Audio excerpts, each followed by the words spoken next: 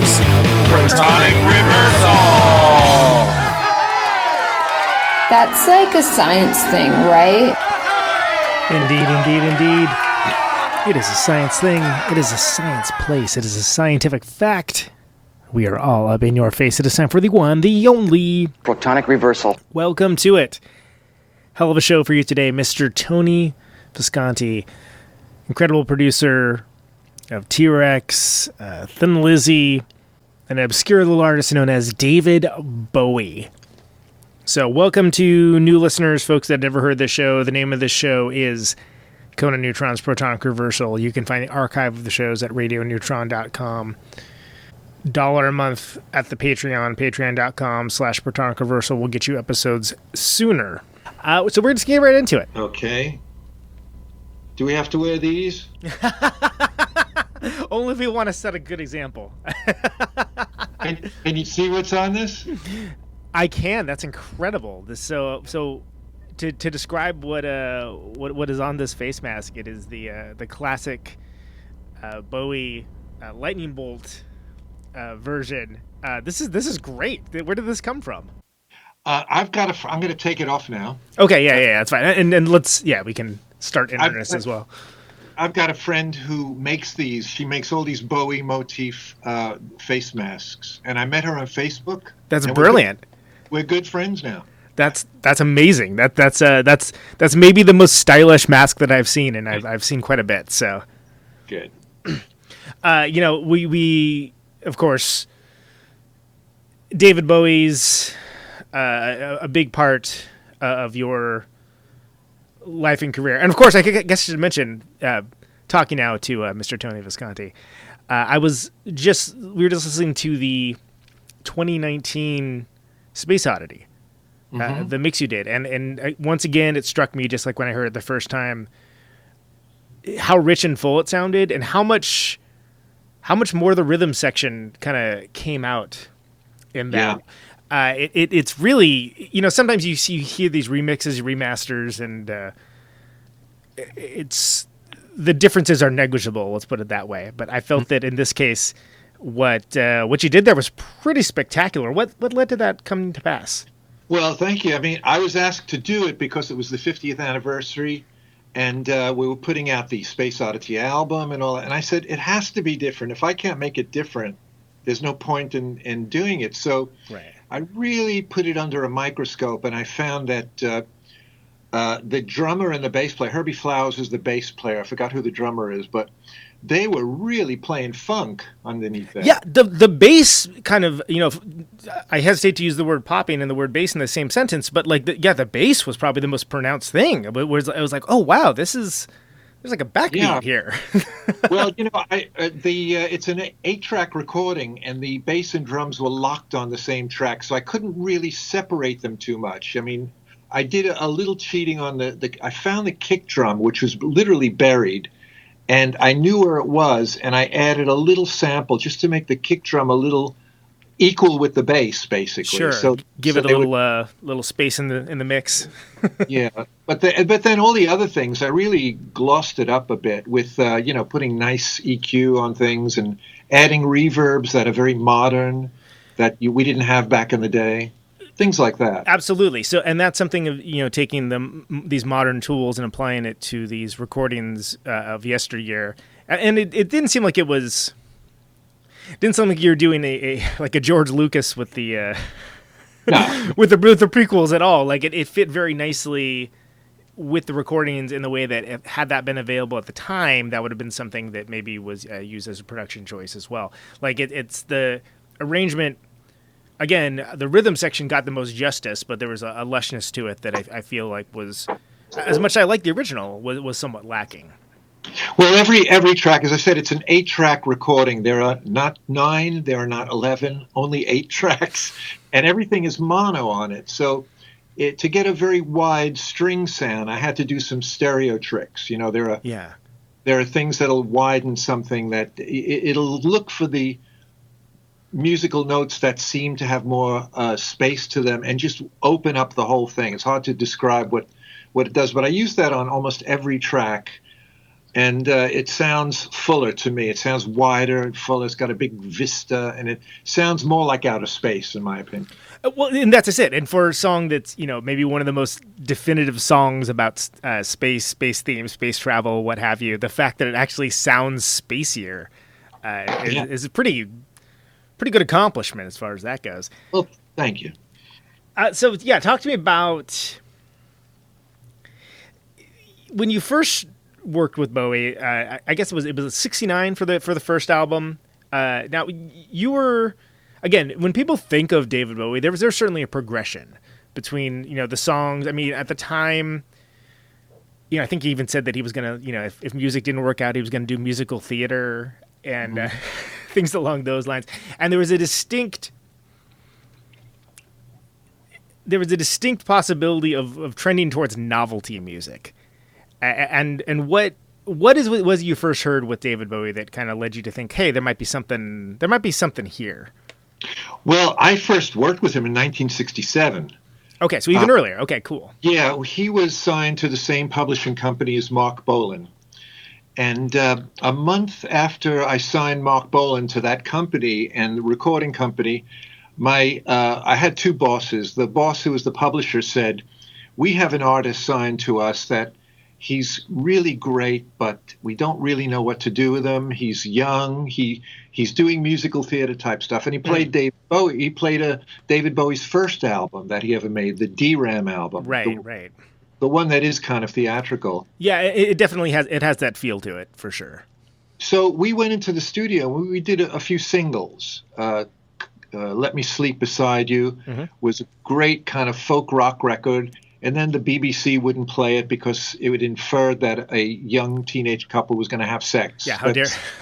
Oh, what would the community think? Yeah, exactly. I know, and that's the way it was. It was they didn't call it anti-Beeb for nothing in those days. Right. And that might be hard for people to understand now with this free unfettered access to, Lord knows what, with a couple a couple types of the fingers, but there was a time that culture had a certain stranglehold on it that was applying a moral value to it that was difficult to push against.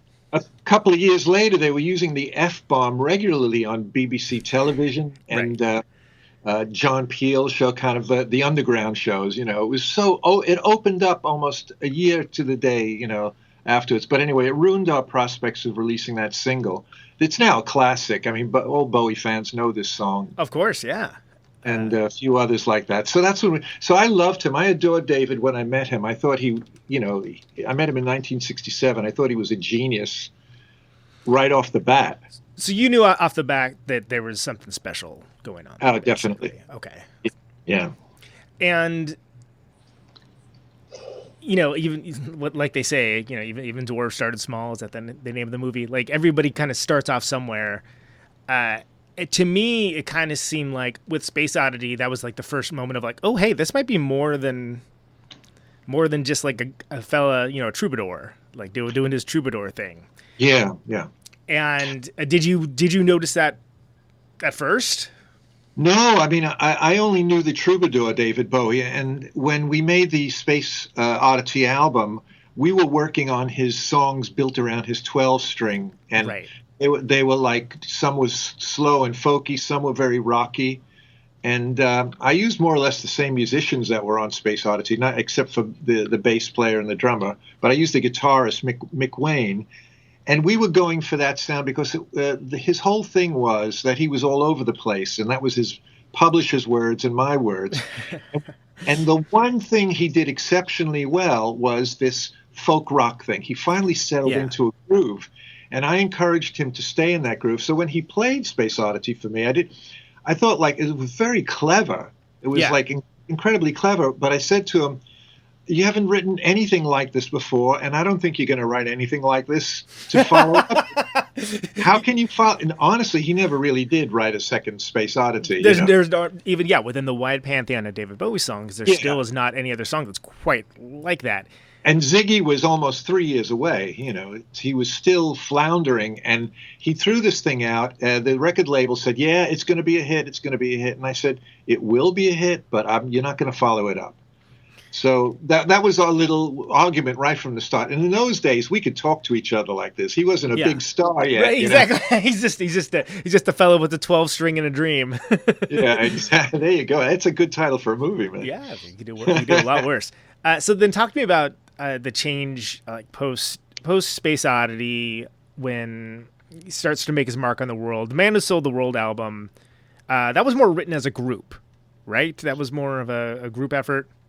Well, we all lived in the same house, so he was writing them on his 12-string guitar, and one in the bedroom, come in and play it to us, and we'd go down to the basement where we had a little setup and like an old disused wine cellar. And yeah, we were working it like as soon as it came off the 12-string pretty quickly and into the hands of Mick Ronson and myself. And then you could say it was a group effort, although we were never credited as writers. We were writing effort to a point, yeah. We were writing the damn thing, And so, but that was really, had we stayed together, I mean, that was definitely the birth of the Spiders. That was the beginning of that very sound. clear, yeah. And through, David and I had a bumpy start. I didn't like his first manager. And now I didn't like his second manager. I thought they were out to do him harm, and I said I couldn't go along for the ride, And so Mick couldn't bear that guy either. He was a tyrant. His name I don't even want to mention his name, but there was just no respect for the musicians from the manager. Like he told David, "You don't need a band. I'm going to make you into an Elvis, and I'm going to be surgeon. I'm going to be." Colonel Tom, yeah. Or Eternal Calm, either one works. yeah, there you go. So, I mean, had we stayed together, I would have gone on I would remained his producer, and well, who knows? It didn't turn out that way. But I was so pleased when he did invent the Ziggy guy. Yeah, when he came up with that alias. And no one did that. Yeah. No one did that before. No one was someone else. Everyone was like Paul McCartney, the Beatles, Ringo was Ringo, but David Bowie was now Ziggy Stardust. That was weird, And even to this day, I mean, it's I guess a little more common, but it's still less common than that, because the idea now is that the melding of the artist as an artist and the artist as a human being has kind of like the lines have broken down with social media and things along those lines. Whereas one thing I was really appreciate with Bowie is that there definitely was like, no, this is what it is, and I'm going to give you as much information as I feel like doing, and you can be along for the ride or not. And there's a certain strength to that, but it requires powerful kind of world building. And I feel that was the perfect avenue for the band. And and you played with I think. Because there's multiple Micks. I think Rano is what Mick Ronson went by, right? Yeah. Was it the Rats? Is that am I right? I wasn't in the Rats. But they played in a band called the Rats, right? Yeah. That was in Hull, which is about 150 miles from London. Right. Him with his thick Hull accent, and then putting on the makeup and then all the pageantry that went along with it. There was a very clear, that Ziggy era, there was a very clear affinity between Mick Ronson and David Bowie that kind of seemed to feed off each other.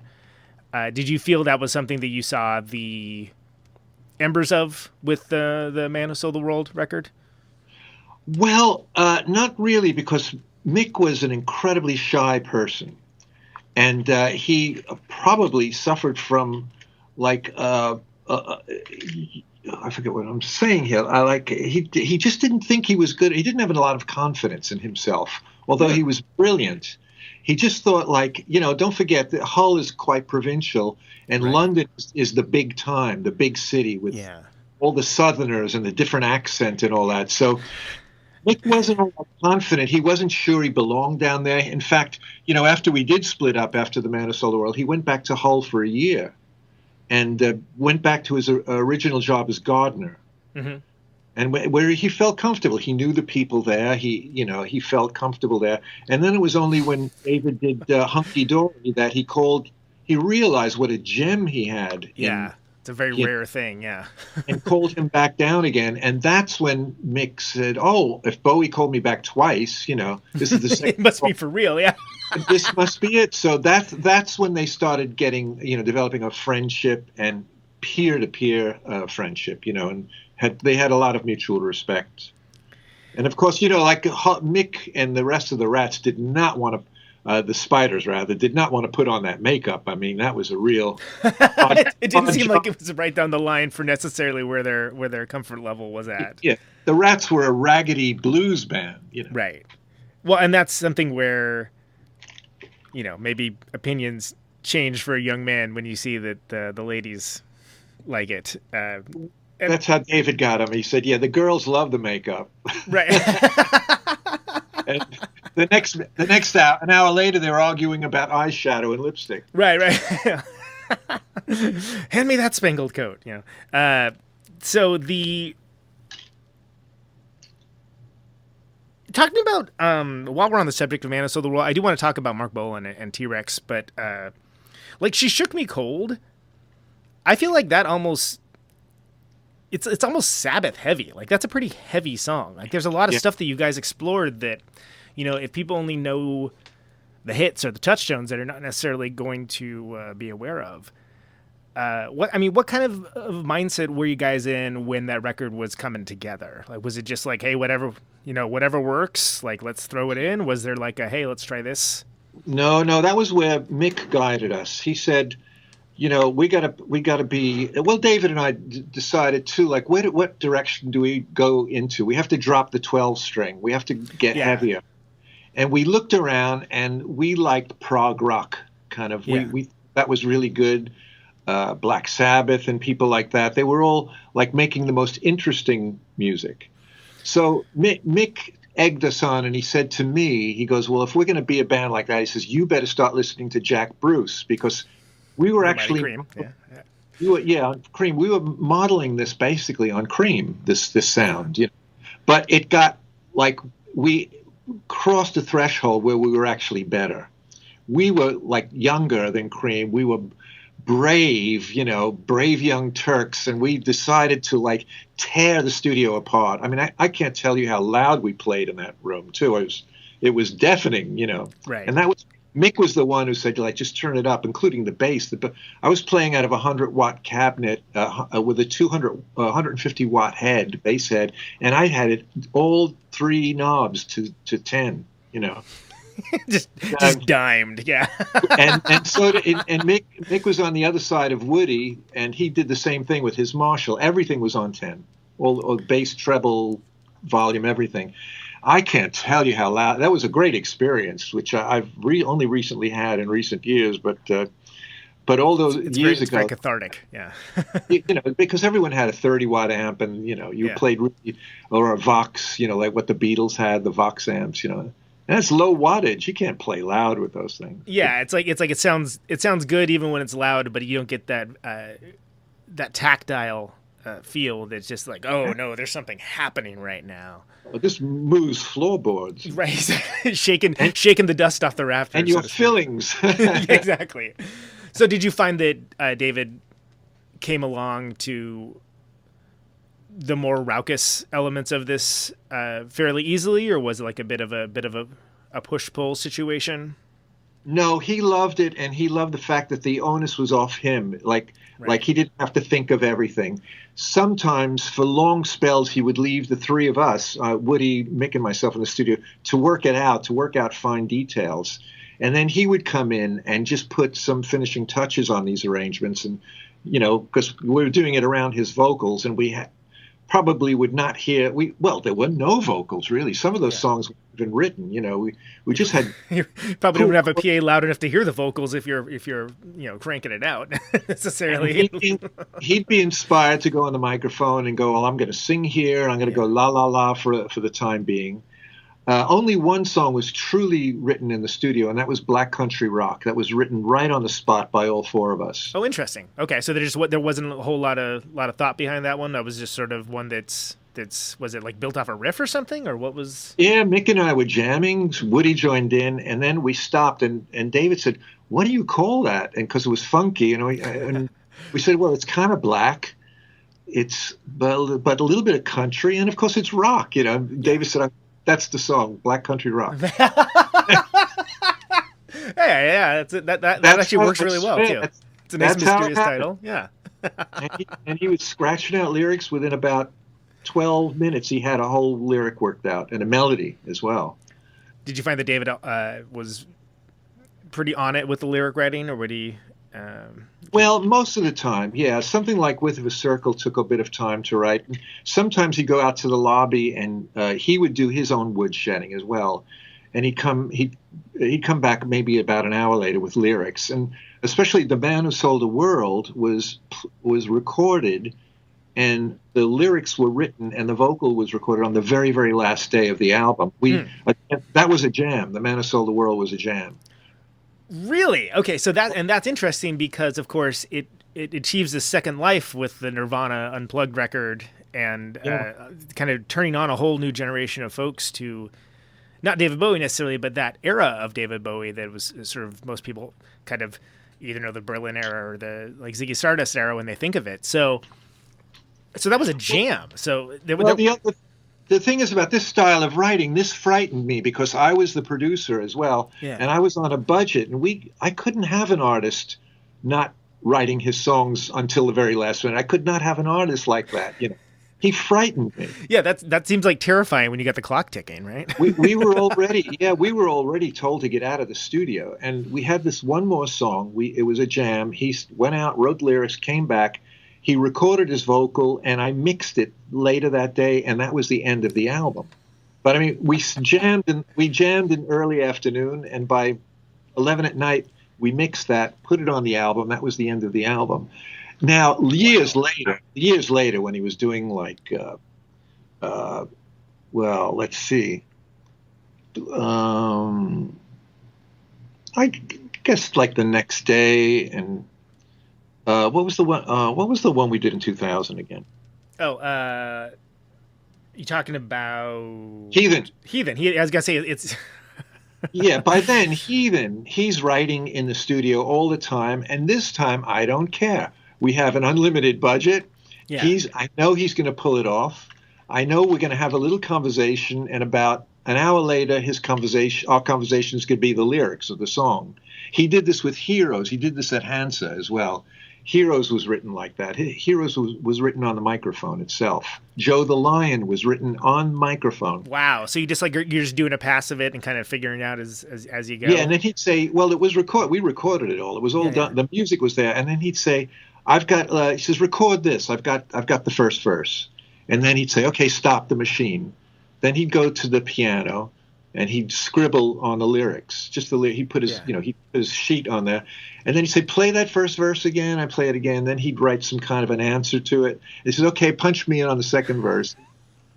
Within an hour, that's the way Joe the Lion was finished. Wow. Heroes was finished in about an hour like that. The same thing. Now, was that anxiety inducing, or you just said that, at a certain point you realized, well, okay, this is just, let's give it a shot and see what happens? Well, not anymore. Like, I only went through the anxiety, for me anyway, in the Man Who Sold the World album. But by now we have a budget. It's no problem, to spend, waste a little time, which is not really wasted. You don't have the death clock going of when you lose at the time in the studio. And don't forget that Berlin was an occupied zone, so rent was cheap. It was really cheap. It was a scary city to live in. And so the studio was cheap too. So it was perfect. Everything was perfect about it. So I want to kind of explore that a little bit. Those, of course, the trilogy. I do want to talk a little bit about Marc Bolan, though. Can you talk a little bit about T.Rex and specifically? I think that the Slider and Electric Warrior are just really fantastic albums, and the first, then the self-titled, well, the one that's called T.Rex is really great as well. Did you see what Marc Bolan had going on from the outset, or was that something that you kind of had to learn how he operated to develop? No, definitely from the outset. As I said, I met Marc and David in the same month. both were regular guests at my apartment. I had an apartment in Earl's Court, and I had guitars laying against the wall, and I had a stereo record player, which was unheard of to have at home. But I actually borrowed it. My publishing company. I confiscated it actually from my publishing really? company. Nice. So we were listening to Beach Boys and Little Richard, Gene Vincent, Buddy Holly. We were really, David and Marc were both, we grew up in the 50s. We listened, that was our music.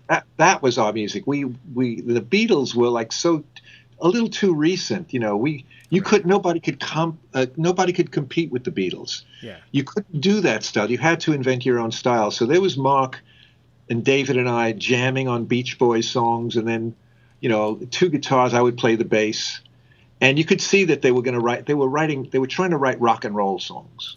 Is what they were doing through their own lens and through their own kind of worldview. And if you listen to the first Tyrannosaurus Rex album, a lot of them are 12-bar blues. Yeah, the seeds are there for sure. And yeah, he just needed a drummer. The other thing was their own personal economy. Marc had a 12-pound guitar. I mean, it cost 12 pounds. It didn't weigh 12 pounds. It cost 12 pounds. It's an important distinction, yeah. It had a broken key where you would tune up the G string, so he carried around a pair of pliers to tune up the G string. That's how poor everyone was. I would loan him my Strat. Later on, when he wanted to play electric, I loaned him my Stratocaster. But that's why Tyrannosaurus Rex didn't have a drum kit from the onset and a bass player. It was purely economy. And they could play gigs that way. He and Steve could just get in a little car and drive up and down the country and play folk clubs like that. It was, they needed to do that to survive. So they're coming from this very scrappy background, but then also, it's interesting too because at the same time Bowie's defining, what people think of as Bowie. So you have these two characters that are just paragons of cool, but as we all know, that isn't always immediately recognized and isn't always immediately glommed onto. I mean, did people catch on fairly quickly with the T-Rex stuff? Here's when I arrived in 1967, and both Marc and David tried. They were signed to other labels. They worked with other producers, but nothing happened. So they were considered used goods. When I told my boss that I discovered, Marc Bolan, or I found this kid Marc Bolan, and then later with David Bowie, the same boss, they said, well, people have tried with them. It's really hard. They're both they're not mainstream. They're very difficult, Yeah. So, but I was naive. I said, how could you even feel like that? These kids are great. They're only a couple of years younger than me. But yeah, I was gonna say that maybe it's because there wasn't as big of an age difference or a cultural difference. No, and I saw the potential. So I was allowed to, because of my enthusiasm, I was able to take both of them in the studio on extremely low budgets when we started out. We started out in the beginning. And get them to then eyes turned after that. I hate to say this, but they were considered pretty much that way by a lot of people in England, like the music industry. And when I recorded them, everyone took a second look at them in the industry and started promoting them, namely John Peel. Right. Without Peel, David and Marc would have a hard time. John, when he heard what I did, he loved them. He loved both of those artists, but especially T.Rex. And eventually he went on tour with them and used to read poetry during their act or after or before or something like that. But then the kids were getting into it. Like our first Tyrannosaurus Rex album hit immediately. We sold 20,000 copies. Now, where were these fans all the time? Exactly. So it must be the music, it must be the new music that did that. Well, and I just, since you mentioned John Peel, it is also worth noting that that's a sort of a through line through that fella's entire life, that he was just always a champion for awesome stuff and a very bold and powerful voice that is much missed in this world. Much missed. Yeah, obviously. So then, what was the most difficult situation that you're in with recording T.Rex? Because it seems like the songs have the feel is not ephemeral, but it feels like it's like they're party records almost. It's rock and roll party records. Yeah. But I know it isn't always a party when you're making a record either. Mark's big trick, little trick, it's a big trick, was that his lyrics were surreal. Yeah. So, if you look at if you scan the lyrics of Get It On, for instance, diamond star halo, silk, chromium Cadillac. Yeah. It's like, what? This is crazy. That was his trick. It was his art to have simple blues-based music and have those completely insane lyrics to it. He's almost doing a Kerouac, on his lyrics. Yeah, like it was coming from a more like almost beat poetry with a little bit of Tolkien or something. Tolkien, William Blake, and Blake, sure. Mark was out there. David really respected him on that level. And I must say, the two of them, like Mark was probably just a little more cutting edge on the lyrics. But David, overwhelming because his lyrics were really excellent, but his music also was overwhelming. Whereas Mark's music was quite simple. Almost anyone who had basic knowledge of guitar can play a T.Rex song. Not so with David Bowie's song. Well, because there's so many bizarre, just almost seemingly nonsensical chord changes when you're breaking it down, and things that wouldn't necessarily be something you would immediately go to, whereas he would have a way of putting it together and make it sound effortless. Yes, that's true. But Mark had got his fan base really quick. Like we were selling, by the time we had Get It On, or before that we had two British hits that weren't big hits in America, and they were Ride a White Swan and Hot Love. Hot Love was selling 50,000 a day in the UK. And when we got back, it sold over 1 million records for a single. That was amazing.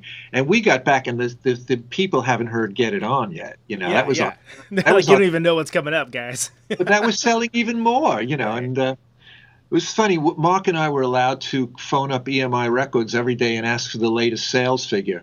So, like, if we sold, Mark was an exaggerator, or to put it kindly, he was basically a liar. I think that the other charitable way to say is a raconteur, right?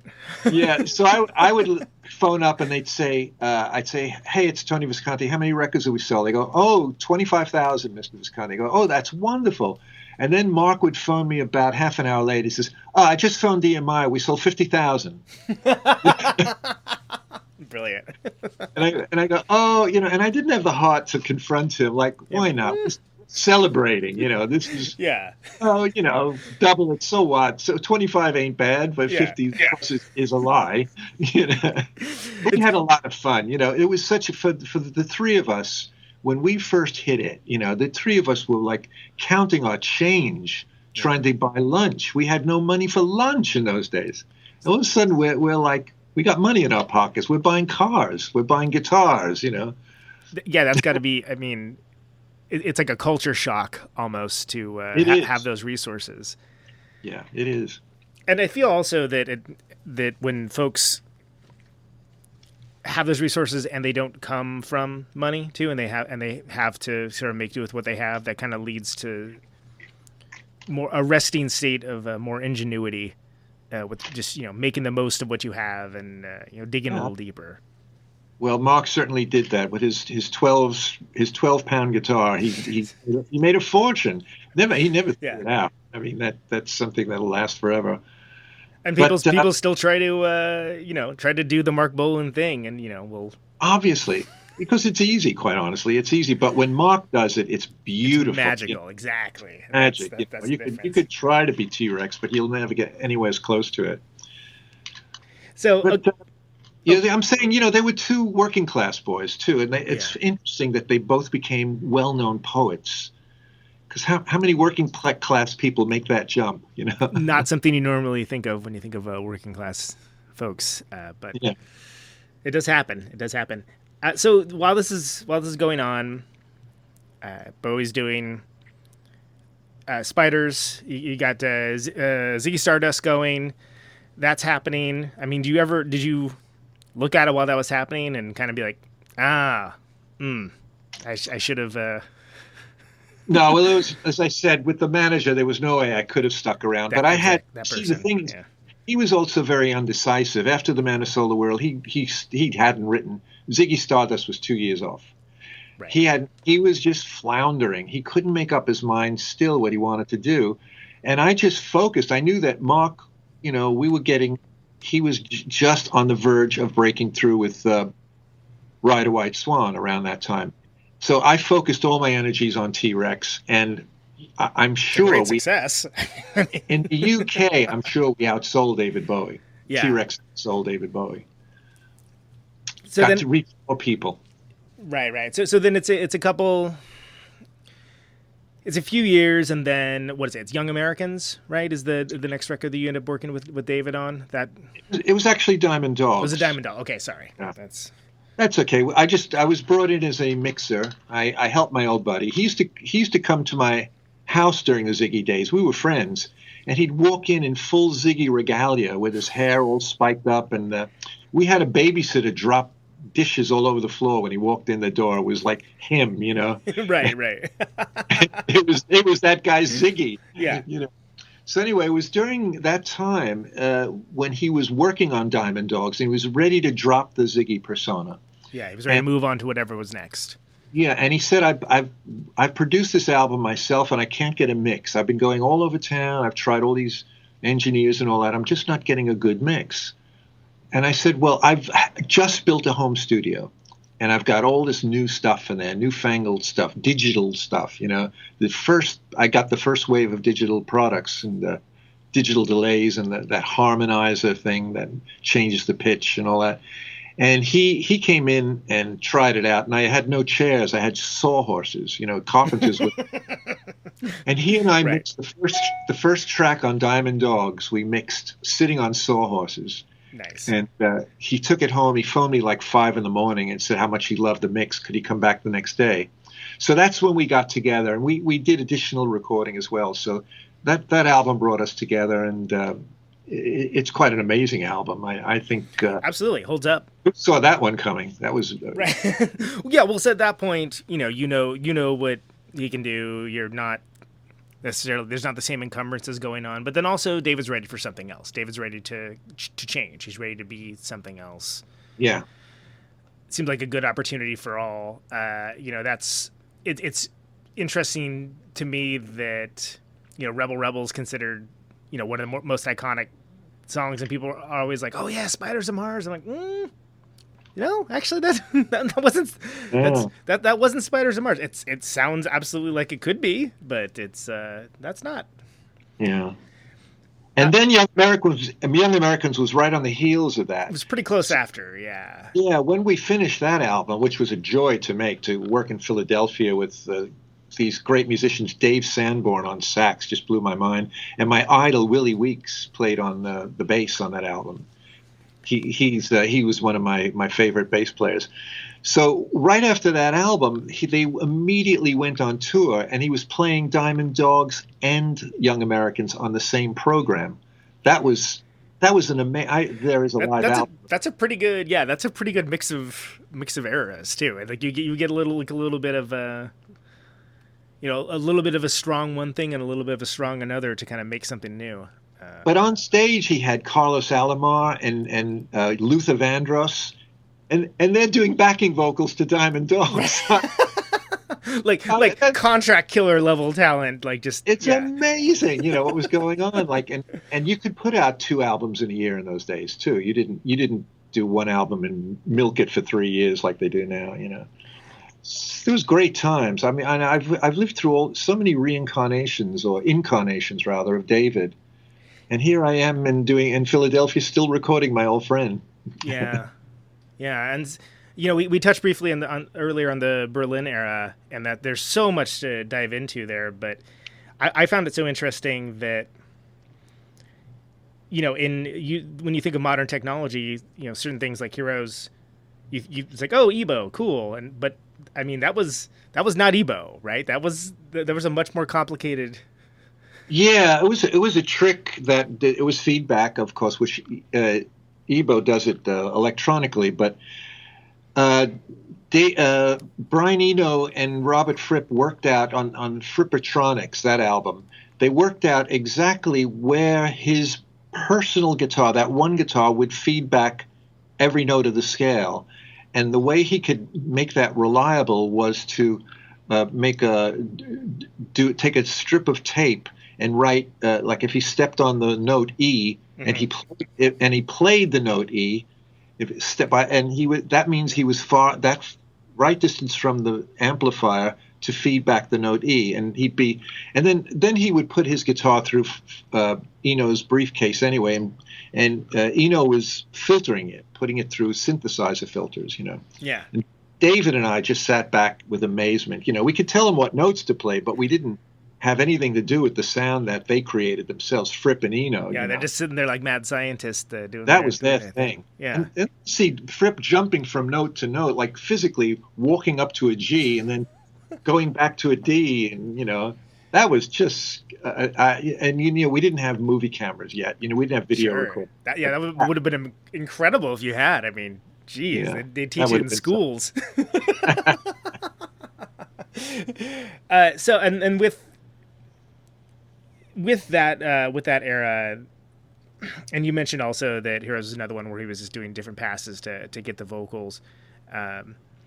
There's a rumor about the song Heroes that there's one of the lines that might be due to something that was observed. I don't know if it's rumor or not, but again, this is Berlin Wall era. Are you familiar with the rumor that I'm talking about? Oh, I think it's a well-known fact. Yeah. No, I was the lovely lady Antonia Mass and I were having a little affair, and David told us to get lost basically because he was stuck on writing the lyrics. He couldn't get there.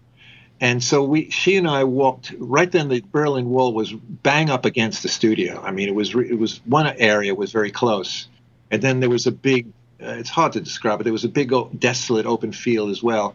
But anyway, we were by that wall, a kind of a gate wall thing, and we made out. We started making out, and he saw that from the window. He just stepped to the window at that time. Just we weren't making out all the time. It was just a one. just happened to catch it at the right moment. Yeah. Yeah.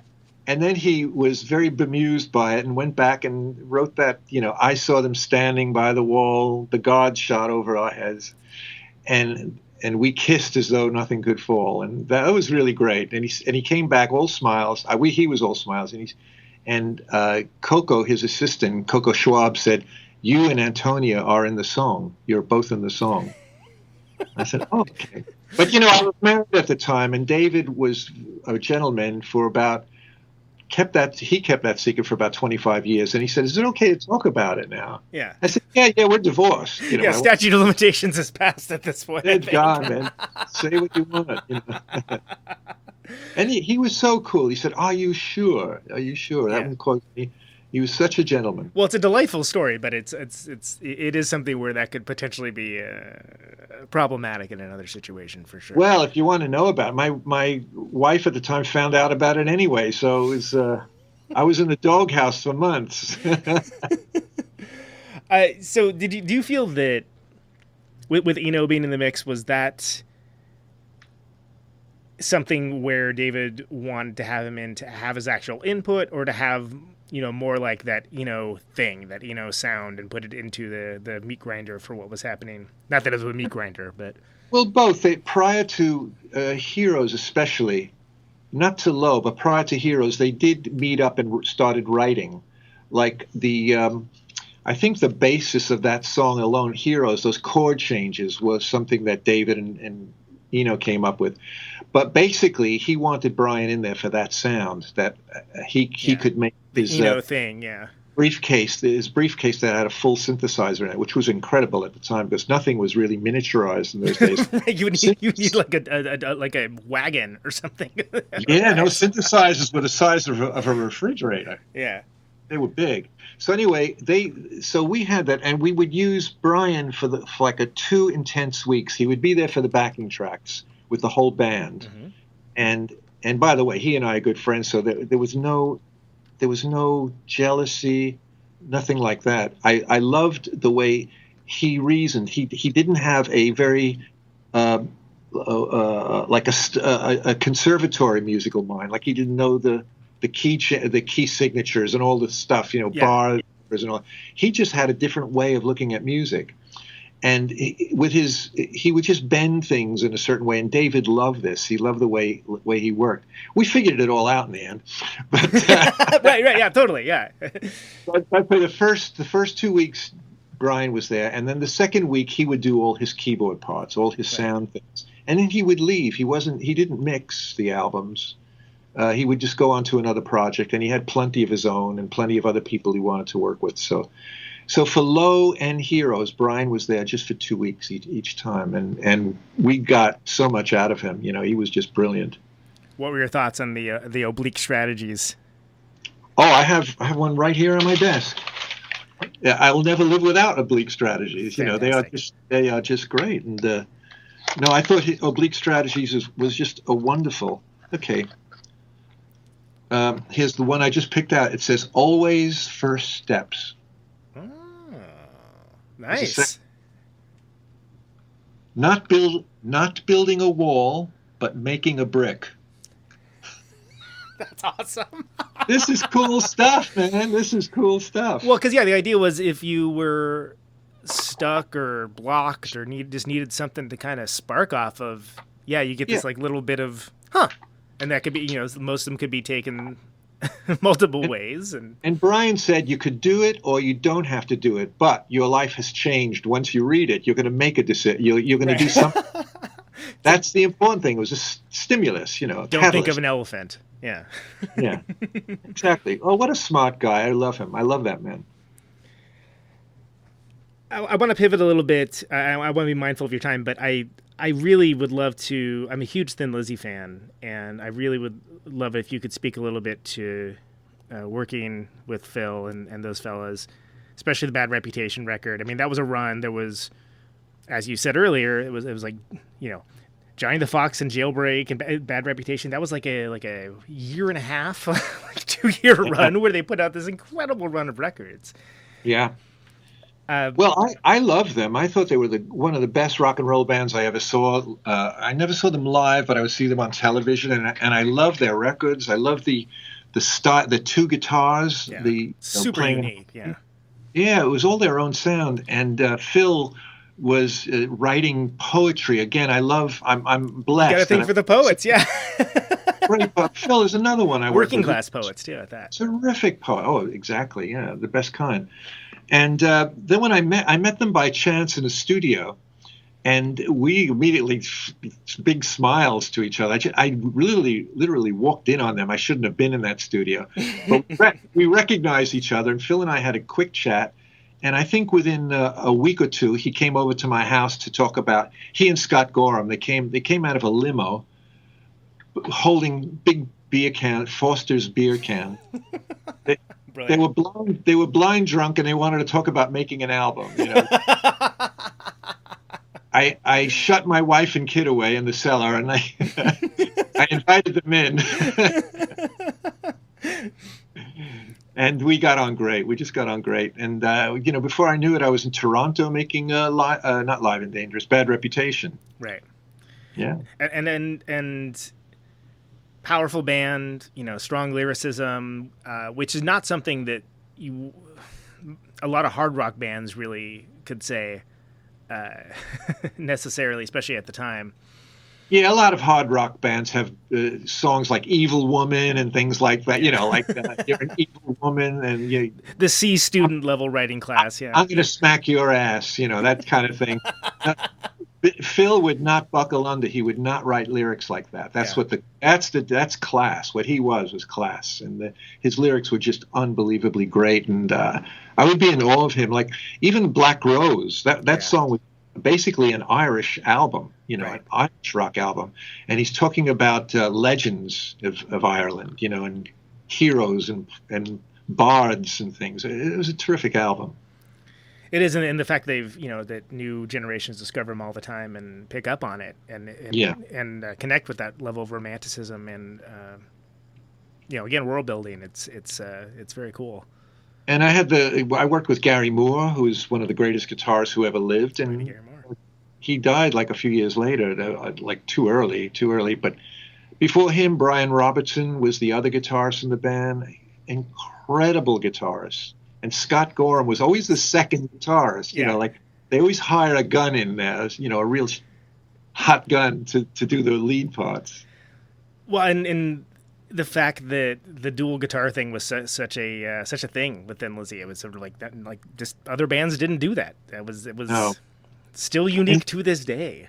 One thing I'll never forget is how patient, you know, Gary Moore was brilliant. When he was in the band for Black Rose, he was writing all these parts, and he was such a brilliant guitarist. It would have been easy for him to play his part, wind the tape back, and play a harmony to it. Like he could do it. Like just do it immediately off the fly. Yeah. But I remember he would sit down with Scott, and he would painstakingly teach him the second part. Like Scott was no dummy, but this idea came from from Gary, and he could have, you know, just done it himself. And I love to see the two of them. It was like attending a guitar seminar, you know. Right. To watch them work together. It was a beautiful experience, and it didn't take any time at all, really. It was good. And the results speak for themselves. Can you speak about Live and Dangerous, which I feel is one of the classic live albums, whether you have air quotes or in there or not? It's almost, I feel, if you're gonna turn someone onto Thin Lizzy, that's a great place to start. Well, that's a funny story because it involves David Bowie. He was about ready to make a third album in the Berlin trilogy, and that would become larger. So he said, I'm thinking of starting in about 2 or 3 weeks' time. How's your time? And I go, well, I just got a call from Thin Lizzy. They want to do a quick live album. And the word was quick. Quick, yeah. The operative word. And so what I didn't realize is that they came in with a mountain of multi-track tapes, like 40, 50 tapes. And they wanted to go through every one to get the best show, and these were recorded in different countries and different cities. Wildly different sound quality, I would imagine. Different sound quality, different tape speeds, Dolby versus SR. We had these noise reduction systems in those days. So every time we put on a tape and we said, well, we're going to use this one, we said, okay, if we use this one, we're going to have to get my technician out and realign the machine to work at this level. And the 2-week project took at least 7 weeks to a live album. You know, as you know, we didn't 3-hour tour. We overdubbed things. We didn't replace anything. What we did was to fatten it all up and to make it sound like loud. When you play a live album at low level, it doesn't sound as loud as you remember when you were in the arena. Yeah. So we double tracked all the rhythm guitars. Scott played his guitar part, his original guitar, a second time and put it together, and the double tracking made it sound fat. We didn't take anything off and put new stuff on. Okay, cool. And the reason why I bring it up is because I think it is just such a, like, it manages to keep the energy and keep the live feel while also, you know, sounding like just basically a really cool compilation at the same time. Yeah. Oh, exactly. Well, Phil sang a lot of his lead parts again. He said, because it's so difficult to play bass and sing, and I sympathize with him. It really because is. There's two melodies. A bass is one melody, and your voice is singing another. Yeah. McCartney even said he had problems. You know, it's something you have to really teach yourself to do. Yeah. So Phil was able to go and sing the songs just without a bass in his arms. You know, and that's, you know, but it really.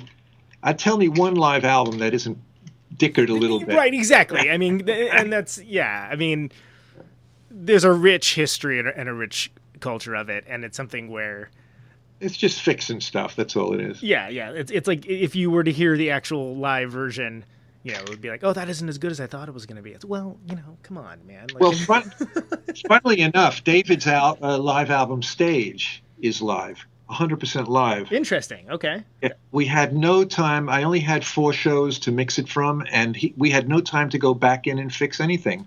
But it's different. They were all session musicians in his band who played perfectly, note perfect. And David sang note perfectly. He never made a mistake. Never had any deviation, never had any off nights or anything. Oh, God, no. He was the best singer to work with. Like when I worked in the studio with David, he would do normally 2 takes. Mm-hmm. And then if I asked for a third one, he would ask, he goes, why? I go, I don't know. Everyone else gives me 10 takes, you know. Yeah. He says, well, I don't see any, he would argue. He said, I don't see any point in singing it again. I think I did my best. And I go, well, yeah, you did. Sit down. Well, and that's I'm cool. sorry. Yeah, and that's quite the contrast compared to, other folks. And, well, again, that makes me think real quick, and I want to be mindful of your time, but just... I'll give you another 15. How's that? Beautiful. The Iggy album. I know that, and I'm talking about The Idiot here. Yeah. I know that was a difficult record. My understanding is on Mass Production, you did like that the crazy sounds like a tape. It's like a tape loop thing. Tell me. I guess let's start with this. Tell me what you can about The Idiot and working on that record, because I think that's one of the most interesting Iggy records. Fascinating record. Okay, the Idiot is, David was very experimental, and he went into a studio, I forget which one, and they were going to break all the rules. Like, if there was distortion, they'd almost wish that, they would trick the engineer who they were working with. Like, Iggy would sing a song quietly, and then when it was time to do the final take, he'd scream, and it was all distorted. It was like saturated tape. They would the amplifiers and all that, and they wouldn't re-record it. David and Iggy loved the sound, and they said, that's it.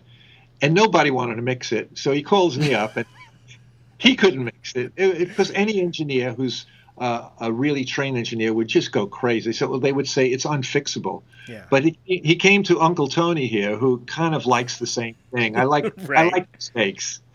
I like mistakes. And Zen recording is where it's at, man. So... I mixed the album. It doesn't sound like a professional album with a beautiful kick drum and a beautiful snare and a clean vocal. It's absolutely filthy and dirty, Well, and that's part of the appeal.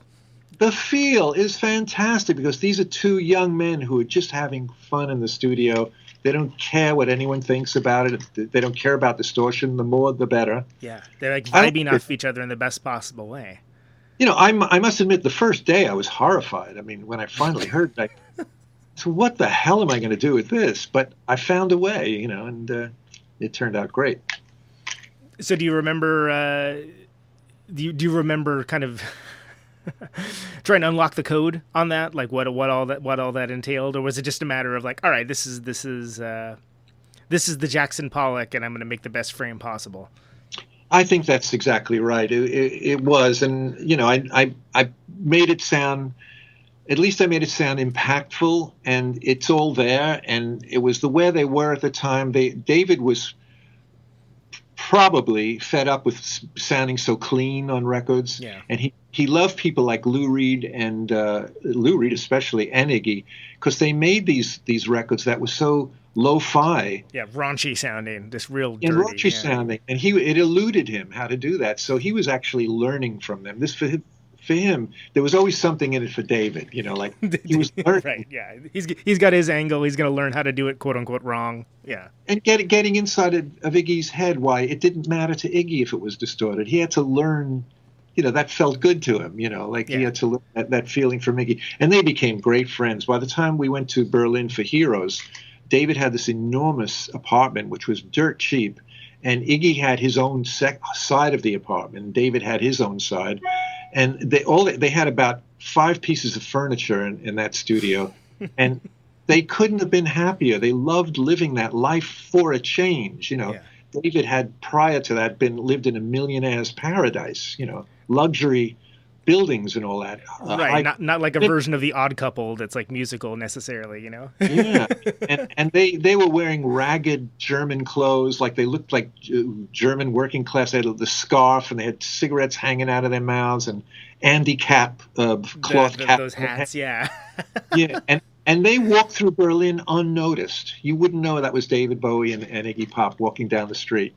They would pass. Also, they go into a bar and they go, they'd say in simple German, "Ein Bier, bitte."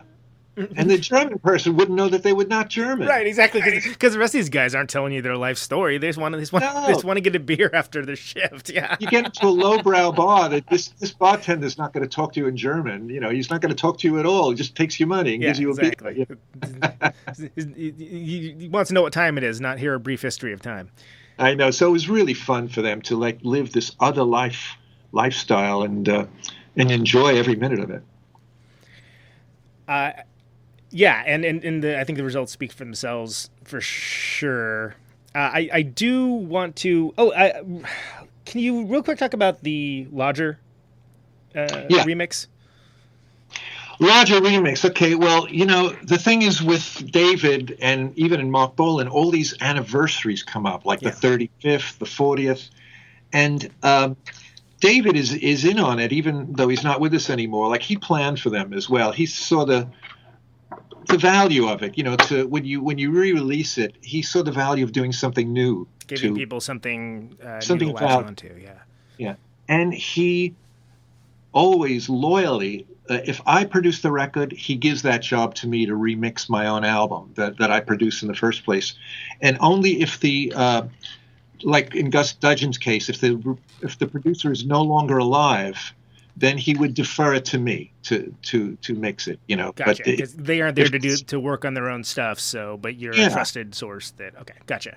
So I've got at least 14 albums that are, some have already come up for their 40th anniversary, and the Space Oddity is the first one for the 5th. I've just done The Man Who Sold the World, and it's sounding absolutely great, plus bonus tracks.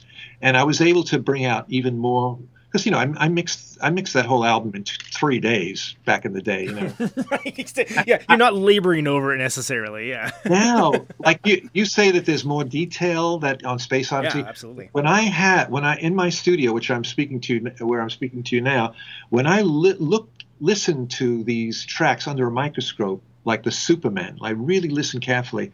There are hidden gems all over the place, which I real subtle things that were just kind of like way back in the mix or something.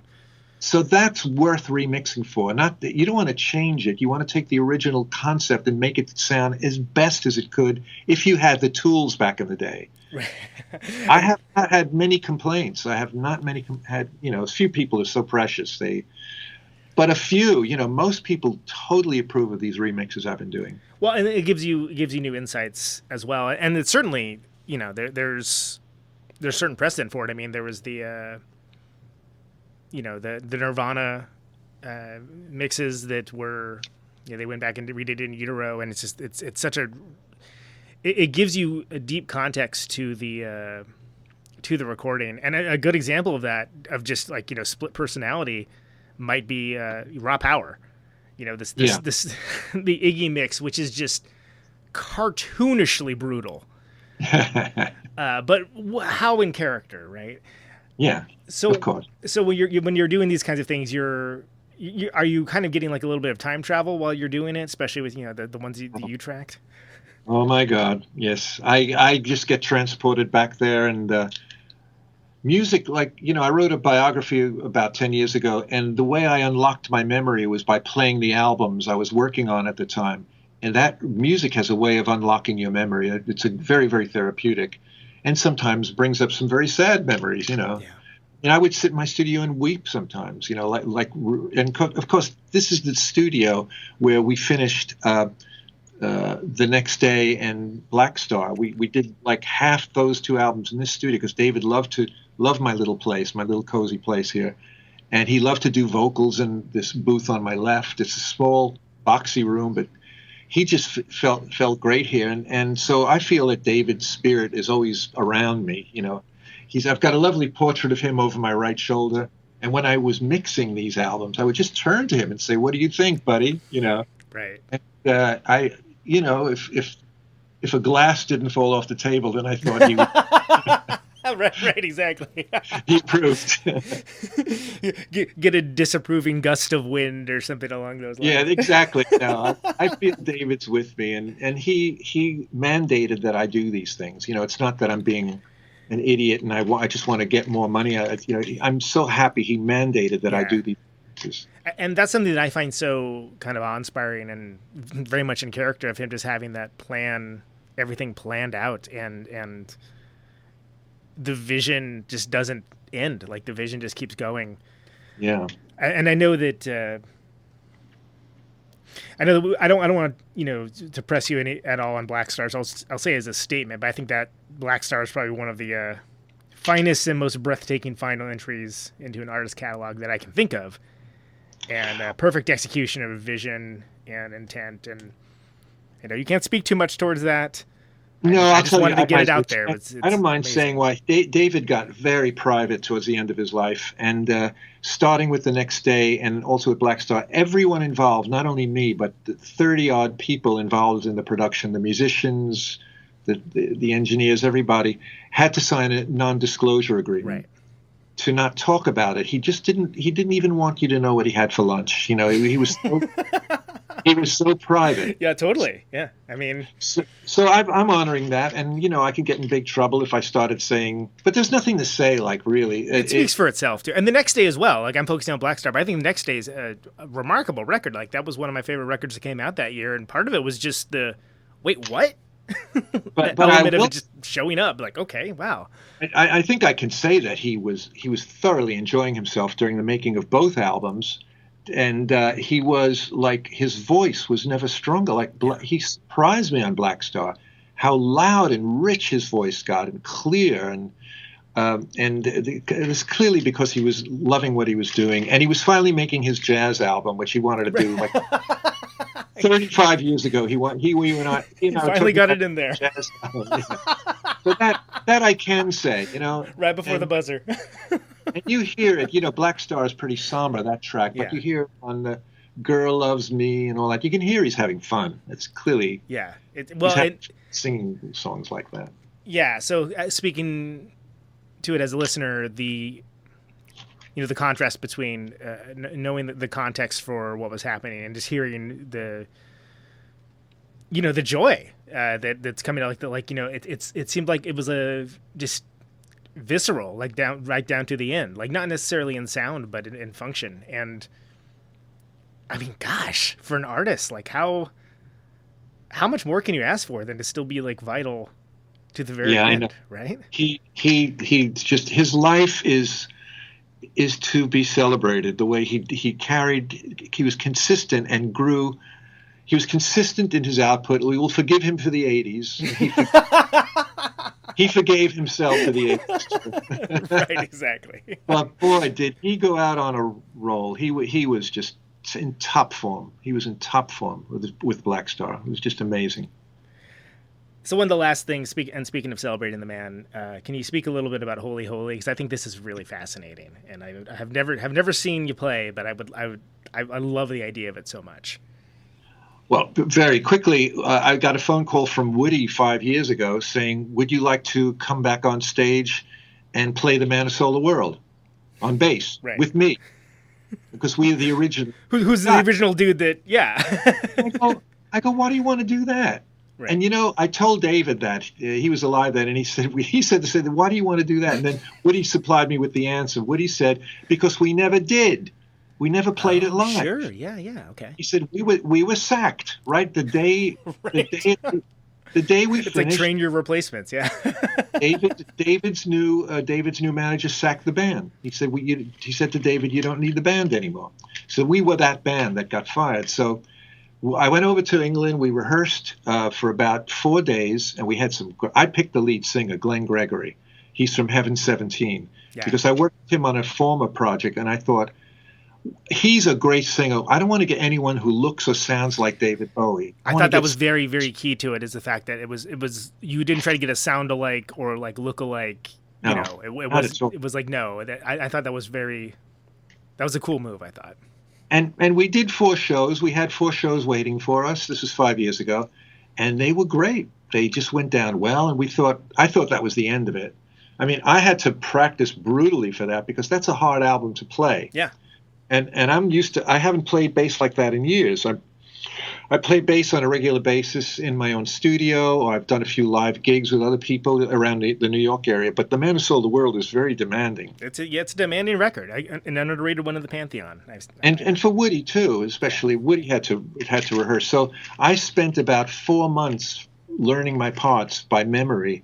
First, my method was to write out the parts, write out the music, and read off a page, because I played some some stuff, man. I can't. Did you ever like want to go back and just be like, give yourself a slap from back in the day? Like, what are you doing? You don't have to be. Well, the thing is, we were making a lot of that up on the day, so I never played it a second time. So you never have to worry about doing it again. Yeah. I never had a chance to learn what I played. It never even went into my long-term, even for a day or two. It was done. It was recorded. And maybe on a couple of gigs, like over the last 30, 40 years, I might have played The Man Who Sold the World, which is an easy bass part. Yeah. But that part, She Shook Me Cold and those are ridiculous. But I wrote all that out. I'm actually gonna put out the book. Put out a book of all the. Oh, awesome! That'd be great. For other bass players, Why not? For other players, yeah. You already did the work. So anyway, after we played the 4 shows, we looked at each other and we said, we have to continue doing this. So we did, and we got new management and all that, and we've been gigging out now for the past 5 years. And I've got a gig. We've got a nice little tour waiting for us in February if the lockdown is over by then. Hoping that we. And I'm having. We can get through this. Yeah. I'm having a bass made for me right now. That's really? My own design, and it's going to fit my hands like a glove. It's not short scale. It's not long scale. It's right in the middle. Mid-scale. And because I have to play these parts, and I play The Man Who Sold the World on a short scale bass, but for the other songs, I miss the big depth of a big Fender bass. Well, you don't want to be sitting there like swapping, Well, I hate this one, like unless you make it part of like the act, like a Rick Nielsen thing. It doesn't really work usually. It always kind of kills the momentum of a show. Yeah, like one of our 2 guitars plays the same guitar through the whole set, and the other guitarist just swaps out maybe 2 guitars, 3 at the most. But I love one bass does it all. Like even the tones, I could get a thin tone, a fat tone, and all that. So I'm having this super bass made by this wonderful woman. She builds instruments. She's just fantastic, and I'm going to get it in June. I mean, I ordered it 3 months ago, and it takes a long time for a bass to be made. Yeah, I'm looking forward to it. I hope we get this show. I hope we're on the road in February. Well, I think it's really great that you guys do that, and it definitely seems to honor both. The intention as well as the music, and it's hard to pull off. So kudos for that. Good. Tony, thanks so much for spending so much time with me. Last thing, I always ask people, it's the only canned question I ever ask people, which is why do you do what you do? Oh, because I'm a dummy and I don't know how to do anything else. I failed everything in school except music. Well, it seems like you did all right with the music. But I'll tell you, I love my job. I'll tell you, I'm 76 years old, and I've been in the studio during the lockdown writing my 3rd album, my 3rd solo album. Nice. So I'm having so much fun. I can't tell you how much fun it is to be able to play and sing and write at this age. And I can't see myself retiring. I mean, if you're a true artist, it's out of the question. Retirement. Well said.